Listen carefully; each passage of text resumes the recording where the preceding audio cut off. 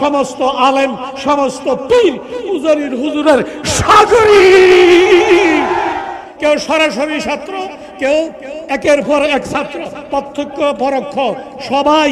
যত পীর ফকির বর্তমানে বাংলাদেশে আছে, যত হক্কানি আলেম বাংলাদেশে আছে, সবাই প্রত্যক্ষ পরোক্ষ উজানির হুজুরের সাগরী। কথা কি ঠিক? কথা কি ঠিক? সেই ময়দানে ইসলাহি জোরে আপনারা এসেছেন। এখান থেকে যদি আমি ইসলাহ হইয়া যাইতে না পারি, তাহলে আমার ভাগ্য খারাপ। উজানির হুজুর এই দেশে আসার আগে এই দেশের মানুষ শুদ্ধ কইরা কোরআন শরীফ পড়তে পারত না। প্রমাণ প্রমাণ হযরতে এই দেশে আসার আগে এই দেশে প্রভাব ছিল জৈনপুরীদের। আমরা কথা বল না গেলে জৈনপুরীদের প্রভাব ছিল বেশি। এই জৈনপুরে হযরত লক্ষ্মীপুর শহরের পাশে, নোয়াখালী লক্ষ্মীপুর শহরের পাশে জৈনপুরের হযরত বয়ান করতে আসে। উজানির হুজুর জমিদারের সন্তান, জমিদারি বেশভূষা তার পছন্দ, এই জন্য নৌকায় নৌকায় থাকে। আরব থেকে আইসা নৌকায় নৌকায় থাকে, এখান থেকে উঠা উঠা ফাঁকে ফাঁকে মানুষকে কোরআন শিক্ষা দেয়। কথা বুঝতেছেন নি আপনারা? এখান থেকে উঠা মানুষের ফাঁকে ফাঁকে কোরআন শিক্ষা দেয়। ওই জৈনপুরের হুজুরের মুরিদের মধ্যে কয়েকজনে এই তেলাওয়াত শুনছে, শূন্য কয় কি রে, এই বেটার তেলাওয়াত আর আমগো তেলাওয়াত তো এক না। আচ্ছা ঠিক আছে, হুজুরে আসো, হুজুরের মাহফিল তো আছে। হুজুর যখন মাহফিলে আইছে, আপনারা মনোযোগ দিয়ে শোনেন, ডাইনে বামে চাইয়েন না, এটা একটা গুরুত্বপূর্ণ কথা। এরপর আমি কোনানো নিয়ে লাগামু, এটা একটা আপনারা একটু দেখবেন। এই কথাটা কোন জায়গায় নিয়ে লাগামু আপনারা একটু দেখবেন, স্মরণ রাখবেন।